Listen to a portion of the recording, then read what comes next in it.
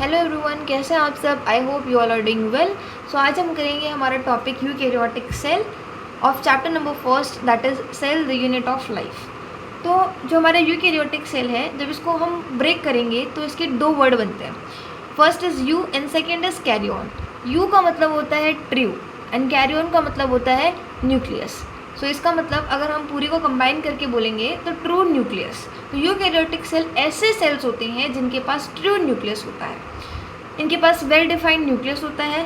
Nucleus होगा तो उसकी न्यूक्लियर मेम्ब्रेन भी होगी और न्यूक्लियर एनवेलप भी प्रेजेंट होगा। तो यूकैरियोटिक सेल के पास वेल डिफाइंड न्यूक्लियस भी होता है, न्यूक्लियर मेम्ब्रेन भी होती है, न्यूक्लियर एनवेलप भी होता है। यूकैरियोटिक सेल के अंदर मेम्ब्रेन बाउंड ऑर्गेनेलीज भी प्रेजेंट होती है। मेम्ब्रेन बाउंड है, इसका मतलब एक्सटेंसिव कंपार्टमेंटलाइजेशन भी यहाँ पे प्रेजेंट होगा।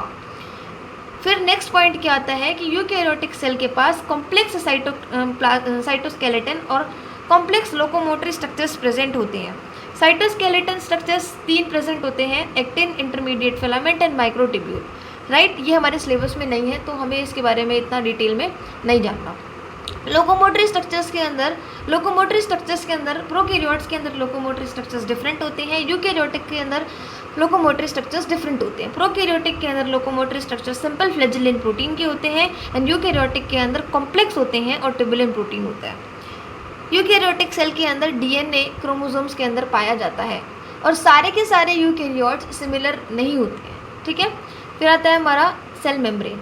ठीक है, 1950s के बाद मतलब इलेक्ट्रॉन माइक्रोस्कोपी की एडवांसमेंट के बाद सेल मेम्ब्रेन की कुछ डिटेल इन्फॉर्मेशन भी पता चली थी, कुछ डिटेल इन्फॉर्मेशन भी दिखी थी। कब? 1950s के बाद, मतलब जब इलेक्ट्रॉन माइक्रोस्कोपी की एडवांसमेंट हुई थी। सेल मेम्ब्रेन कैसी होती है? सेलेक्टिवली परमिएबल होती है। ठीक है, मतलब वो क्या करती है, मटेरियल को अंदर से बाहर लाने में और जाने में क्या करती है, अलाउ करती है।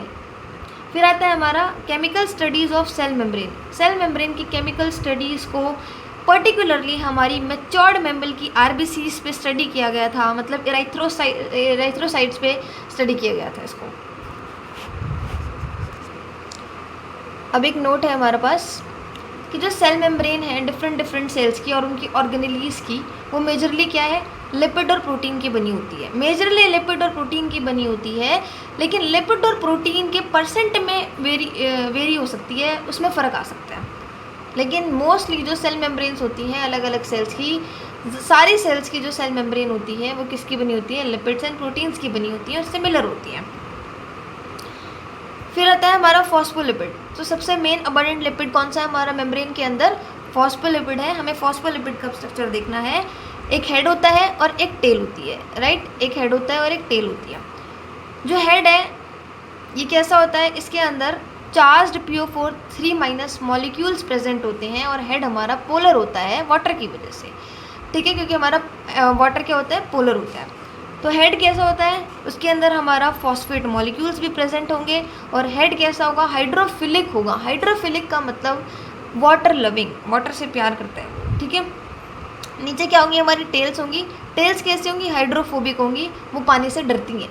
तो हेड क्या करता है, पानी के पास रहना चाहता है, लेकिन टेल्स क्या करती हैं, पानी से डरती हैं। जो टेल है वो हाइड्रोकार्बन से बनी होती है, मतलब हाइड्रोजन और कार्बन से बनी होती हैं, और जो कार्बन और हाइड्रोजन है उसकी इलेक्ट्रोनेगेटिविटी ऑलमोस्ट सेम है, इसीलिए उन पर कोई भी चार्ज डेवलप नहीं होता है। इसीलिए जो टेल है वो हमारी कैसी है, नॉन पोलर है। टेल हमारी कैसी है, नॉन पोलर है। बल्कि जो हमारा हेड है वो कैसा है, हमारा पोलर है due to the hydrogen and oxygen. ठीक है, क्योंकि हाइड्रोजन और ऑक्सीजन की इलेक्ट्रोनेगेटिविटी डिफरेंट होती है, इसीलिए उन पे चार्ज डेवलप हो जाएगा, पार्शियल चार्ज डेवलप हो जाएगा। ऑक्सीजन पे पार्शियल नेगेटिव होगा, हाइड्रोजन पे पार्शियल पॉजिटिव होगा, इसलिए वाटर हमारा कैसा है, पोलर है। अब नोट है, हाइड्रोकार्बन टेल्स जो है वो सैचुरेटेड भी हो सकती है, नॉन सैचुरेटेड भी हो सकती है। राइट, हाइड्रोकार्बन टेल्स हमारी सैचुरेटेड भी हो सकती हैं, नॉन सैचुरेटेड भी हो सकती हैं। एनसीईआरटी में मेनली क्या लिखा है, सैचुरेटेड लिखा है। सैचुरेटेड क्या होते हैं, जिसके अंदर सिंगल बॉन्ड होता है, एंड नॉन सैचुरेटेड क्या होते हैं, जिसके अंदर double bond and triple bond present होता है। ठीक है, अब ये स्ट्रक्चर की हेल्प से आपको समझाती हूँ। ये जो आपकी रेड वाली है, ये आपकी जो रेड वाली है ये क्या है, मेन मेम्ब्रेन है। इसके बाहर भी पानी है, इसके अंदर भी पानी है। राइट, तो ये रेड वाली क्या है, आपकी मेन मेम्ब्रेन है। इसके बाहर भी पानी है सेल के, और सेल के अंदर भी पानी है।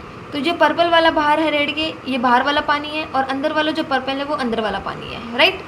अब यहाँ पे देखेंगे, अभी हमने पढ़ा था जो हेड है वो हमारा कैसा होता है, हाइड्रोफिलिक होता है, मतलब उसको वाटर पसंद है।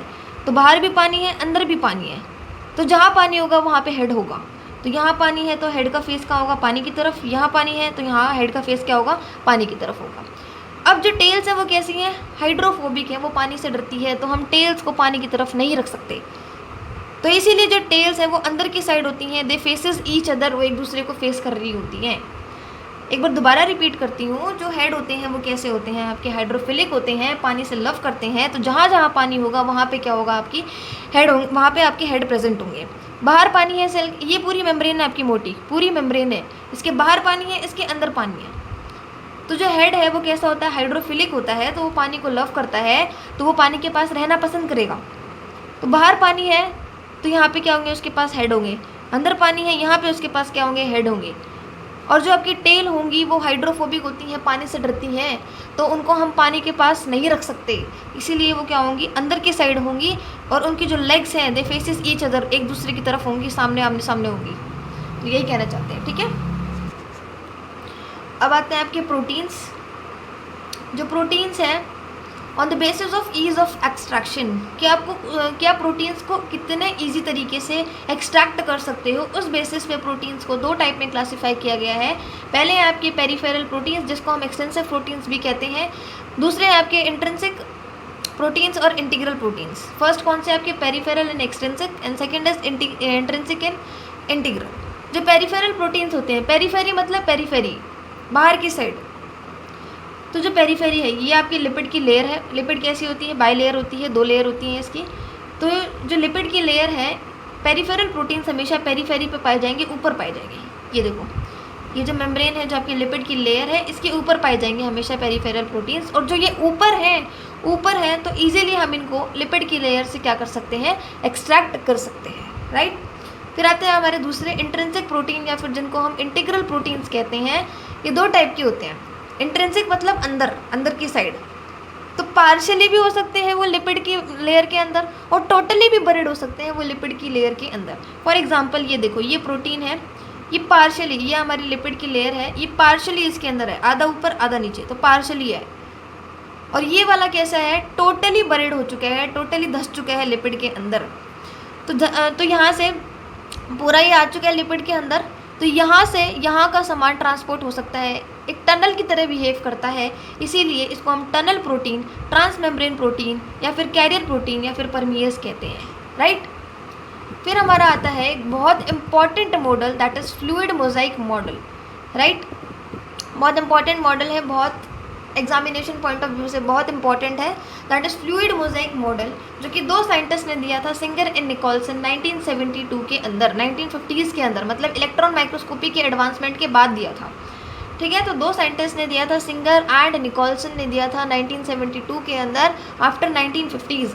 मोस्ट एक्सेप्टेड मॉडल है ये हमारी प्लाज्मा मेम्ब्रेन का, जिन्होंने मेम्ब्रेन की स्ट्रक्चरल और फंक्शनल डिटेल्स के बारे में बताया था। अब इसका जो नाम है, इसके अंदर घुस जाते हैं, फ्लूइड मोजाइक मॉडल। फ्लूइड किसकी वजह से है, लिपिड्स की वजह से है, जो कि फ्लो होता है और फ्लेक्सिबिलिटी प्रोवाइड करता है। मोजाइक का मतलब रैंडमली, कहीं भी, तो जो प्रोटीन्स हैं वो कहीं भी लिपिड की बाय लेयर के अंदर अरेंज होते हैं, इसीलिए इसको हम मोजाइक बोलते हैं। एंड पूरा नाम क्या रखा है इसका, फ्लूइड मोजाइक मॉडल। अब आपकी एक मेन स्टेटमेंट आती है कि जो मेम्ब्रेन्स हैं उनके पास quasi fluid sea of lipid in which the protein icebergs are floating. जो ये मेम्ब्रेन है, इसके पास क्या होता है, क्वासी फ्लूइड। क्वासी फ्लूइड किसको बोला है, यहाँ पे लिपिड को बोला है, जो कि डेंस और थिक है, जिसके अंदर प्रोटीन के आइसबर्ग्स, प्रोटीन्स के टुकड़े क्या कर रहे हैं, फ्लोट कर रहे हैं, ठीक है। अब हमारा एक नोट है, मैंने आपको बताया था कि जो लिपिड और प्रोटीन्स हैं वो सारी की सारी सेल्स में, उनकी सेल मेम्ब्रेन में पाए जाते हैं, राइट। लेकिन उनका जो परसेंट कंपोजिशन है वो डिफरेंट हो सकता है। फॉर एग्जाम्पल आरबीसीज के अंदर, आपकी एनसीईआरटी के अंदर ये इन्फॉर्मेशन गिवन है, तो ये इंपॉर्टेंट है। आरबीसीज के अंदर 52% प्रोटीन्स होते हैं एंड 40% क्या होते हैं, लिपिड्स होते हैं। माइलिन शीट के अंदर 70 to 80% क्या होते हैं, लिपिड्स होते हैं। ये आपका एनसीईआरटी में गिवन नहीं है, this is important. RBCs 52% proteins and 40% lipids. तो ये है हमारा सेल मेम्ब्रेन का स्ट्रक्चर, जो कि हमें डिस्क्राइब करना है अभी। इसमें मैंने बताया था ऊपर हेड होता है, ठीक है, जो कि वाटर की तरफ होता है। ये आपकी लिपिड की बाय लेयर है, इसकी इस साइड भी वाटर है, इसके इस साइड भी वाटर है, ठीक है। अंदर क्या होंगे, टेल्स होंगे दैट फेसेस ईच अदर। इसके पास क्या होते हैं, कार्बोहाइड्रेट होते हैं, जो ये हैं आपके, ये कार्बोहाइड्रेट हैं, ये क्या आपके कार्बोहाइड्रेट हैं। अगर ये कार्बोहाइड्रेट प्रोटीन से अटैच है तो उसको हम ग्लाइकोप्रोटीन कहेंगे। कार्बोहाइड्रेट वर्ड को ही हम ग्लाइको भी कहते हैं। तो जब कार्बोहाइड्रेट आपके प्रोटीन से अटैच है, या फिर जब ग्लाइको मतलब कार्बोहाइड्रेट की ही बात कर रहे हैं, तो जब ग्लाइकोजन मतलब ग्लाइको या फिर मतलब कार्बोहाइड्रेट जब प्रोटीन से अटैच होते हैं तो उसको हम ग्लाइकोप्रोटीन कहेंगे। और जब कार्बोहाइड्रेट लिपिड से अटैच होते हैं तो उसको हम क्या कहेंगे, ग्लाइकोलिपिड। एक बार दोबारा रिपीट करती हूँ, ये आपका पेरिफेरल प्रोटीन है, राइट। पेरिफेरल है तो ये सेल मेम्ब्रेन के आउटसाइड बाहर ही पाया जाएगा उसकी लेयर पे, ठीक है। तो ये आपका प्रोटीन है और ये आपका क्या है, कार्बोहाइड्रेट है। कार्बोहाइड्रेट के लिए ग्लाइको वर्ड यूज़ होता है, ठीक है। तो जब ये कार्बोहाइड्रेट प्रोटीन से अटैच होगा तो उसको हम ग्लाइकोप्रोटीन कहेंगे, और जब ये कार्बोहाइड्रेट लिपिड से अटैच होगा तो उसको हम ग्लाइकोलिपिड कहेंगे। As simple as. एक बार I am repeating it again. ये आपका कार्बोहाइड्रेट है, समझिए, ठीक है। ये आपका कार्बोहाइड्रेट है, समझना क्या है, ये कार्बोहाइड्रेट ही है। ये आपका कार्बोहाइड्रेट है और कार्बोहाइड्रेट के लिए ग्लाइको वर्ड का यूज़ होता है, and this is your protein. ये आपका प्रोटीन है। तो जब कार्बोहाइड्रेट प्रोटीन से अटैच होगा तो उसको हम ग्लाइकोप्रोटीन कहेंगे, और जब ये कार्बोहाइड्रेट लिपिड से अटैच होगा तो उसको हम ग्लाइकोलिपिड कहेंगे। सिंपल।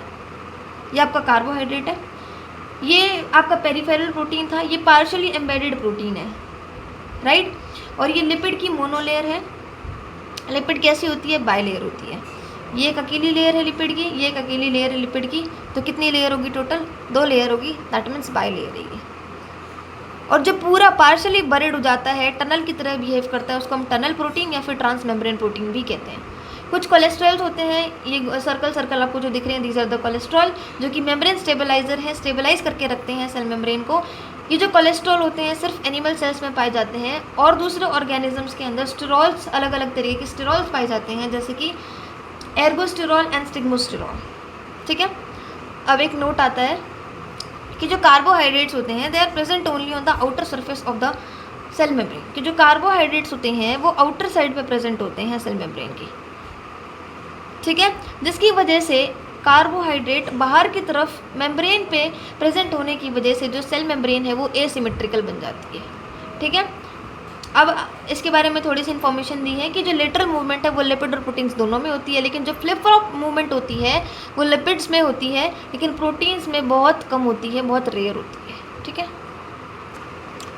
अब आपके सेल मेम्ब्रेन के फंक्शंस क्या है। पहला है आपका सिक्रीशन। पहला आपका क्या है, सिक्रीशन। फिर है एंडोसाइटोसिस। एंडोसाइटोसिस, एंडो का मतलब अंदर, अंदर एनगल्फ करना किसी चीज़ को, किसी मटीरियल को, right. Cell growth, cell division, formation of intercellular junctions. Intercellular, inter मतलब इन बिटवीन, सेलुलर का मतलब सेल्स, सेल्स के बीच में। सो सेल मेम्ब्रेन के फंक्शंस बहुत इंपॉर्टेंट है। पहला है secretion, endocytosis, cell growth, cell division and formation of intercellular junctions. Junctions मतलब कनेक्शंस। तो मान लो ये आपका, suppose this is one cell, ये आपका पहला सेल है and this is your second cell. तो इनके बीच में क्या करती है सेल मेम्ब्रेन, क्या करती है, जंक्शंस क्रिएट कर देती है, ठीक है। नेक्स्ट फंक्शन क्या है आपका, सेल मेम्ब्रेन का ट्रांसपोर्ट। जो मेम्ब्रेन है, जो आपकी सेल मेम्ब्रेन है, मोस्ट इंपॉर्टेंट पॉइंट है, जो आपकी सेल मेम्ब्रेन है दैट इज सेलेक्टिवली परमिएबल, कि वही परमिट करती है कि कौन अंदर आएगा कौन बाहर जाएगा, ठीक है। फिर आता है आपका transport across cell membrane. Cell membrane के अक्रॉस ट्रांसपोर्ट के बारे में हम बात करते हैं, ठीक है। तो जो सेल मेम्ब्रेन है वो हमें पता है एक सेलेक्टिवली परमिएबल है। ट्रांसपोर्ट 2 टाइप से हो सकता है, एक पैसिव ट्रांसपोर्ट होता है and second is active transport होता है, ठीक है। Passive transport and active transport, right. जो पैसिव ट्रांसपोर्ट है उसको हम डाउनहिल मूवमेंट कहते हैं, एंड जो एक्टिव ट्रांसपोर्ट है उसके अंदर हम अपहिल मूवमेंट कहते हैं। Active transport against the concentration gradient होता है एंड पैसिव ट्रांसपोर्ट आपका डाउन द कंसंट्रेशन ग्रेडियंट होता है। पैसिव ट्रांसपोर्ट के अंदर एनर्जी की रिक्वायरमेंट नहीं होती, एटीपी की रिक्वायरमेंट नहीं होती है, और जो मॉलिक्यूल्स हैं वो हाई कंसंट्रेशन से लो कंसंट्रेशन की तरफ मूव करते हैं। इसीलिए पैसिव ट्रांसपोर्ट के 2 टाइप हैं, एक simple diffusion and second is facilitated diffusion. Simple diffusion मतलब सिंपल, उसको किसी चीज़ की ज़रूरत नहीं है, ना ही उसको एनर्जी की ज़रूरत है, ना उसको किसी भी प्रोटीन पंप की ज़रूरत है, ना उसको किसी कैरियर प्रोटीन की ज़रूरत है। इसीलिए सिंपल डिफ्यूजन, न्यूट्रल मॉलिक्यूल है वो नॉर्मली पास हो जाएगा यहाँ से यहाँ, फॉर एग्जाम्पल इसका डिफ्यूजन ऑफ वाटर, वाटर का डिफ्यूजन हाई कंसनट्रेशन से लो कंसनट्रेशन, उसको हम ऑस्मोसिस कहते हैं। फैसिलिटेटेड डिफ्यूजन के अंदर, इसके अंदर थोड़ा कॉम्प्लेक्स होता है। इसके अंदर आपके जो पोलर मॉलिक्यूल्स और आयंस हैं ये होते हैं, ये नॉर्मली ऐसे नहीं क्रॉस कर सकते इस मेम्ब्रेन को, इनको एक कैरियर प्रोटीन की ज़रूरत होती है। अभी मैंने बताया था इनको ट्रांस मेम्ब्रेन प्रोटीन की ज़रूरत होती है, या फिर जिसको हम टनल प्रोटीन कहते हैं, वो पूरे में होता है। अभी मैंने पीछे बताया था, वो इधर से इधर मटेरियल को ट्रांसपोर्ट करने में हेल्प करता है। तो पोलर मॉलिक्यूल्स है, ये ऐसे ही नहीं जा सकता, ठीक है। तो इसीलिए फैसिलिटेटेड डिफ्यूजन के अंदर कैरियर प्रोटीन की ज़रूरत होती है, टनल प्रोटीन की ज़रूरत होती है, ट्रांस मेम्ब्रेन प्रोटीन की ज़रूरत होती है, जो कि मटेरियल को यहाँ से यहाँ पास करने में हेल्प करता है, ठीक है। एक्टिव ट्रांसपोर्ट है, एक्टिव ट्रांसपोर्ट को हम अपहिल मूवमेंट कहते हैं। एक्टिव ट्रांसपोर्ट के अंदर एनर्जी, एटीपी और पंप की तीनों की रिक्वायरमेंट होती है। अगेंस्ट द कंसंट्रेशन ग्रेडियंट होता है ये, इसके अंदर पंप की ज़रूरत होती है, ठीक है। तो ये हमारा क्या लग गया यहाँ पे बीच में पंप लग गया, जो कि मटेरियल को यहाँ से यहाँ पे ट्रांसपोर्ट करेगा, ठीक है। एग्जाम्पल क्या है, पंप में कौन से, सोडियम पोटेशियम पंप लिखा है आपके में, या फिर सोडियम पोटेशियम एटीपेज लिखी है। एनर्जी और पंप दोनों का यूज़ होता है इसके अंदर। मेन एग्जाम्पल है सोडियम पोटेशियम, आपके एनसीईआरटी में गिवन है ये। अब आता है आपका सेल वॉल। सेल वॉल कैसी होती है, रिजिड होती है, डेड होती है। किसने डिस्कवर की थी सेल वॉल, रॉबर्ट हुक ने डिस्कवर की थी। डेड सेल देखी थी उसने इन द डेड कॉक सेल, राइट। फंक्शन क्या आपके सेल वॉल के, शेप प्रोवाइड करता है, प्रोटेक्शन प्रोवाइड करता है from mechanical and chemical infections. It is present outer to the cell membrane, cell membrane के बाहर होती है आपकी सेल वॉल।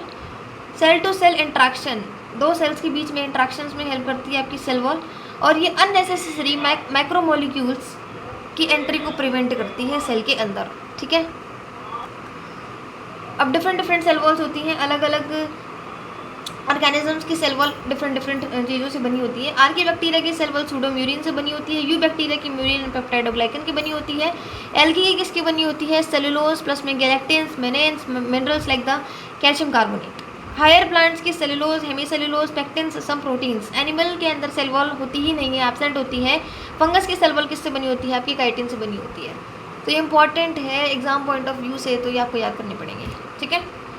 फिर आती है आपकी एक सेल मेम्ब्रेन, सेल वॉल। ये आपकी बाहर वाली क्या है, सेल वॉल है, प्राइमरी सेल वॉल कहेंगे क्योंकि सबसे पहले बनी है ये क्या करती है, ये ग्रोथ कर सकती है और ये इलास्टिक होती है, ढीली ढाली होती है। जो प्राइमरी होती है वो थोड़ी कच्ची होती है। सिमिलरली जैसे कि आप जब छोटे थे तो आपकी जो स्किन थी वो इलास्टिक थी, वो लूज थी, वो ग्रोथ के लिए कैपेबल थी।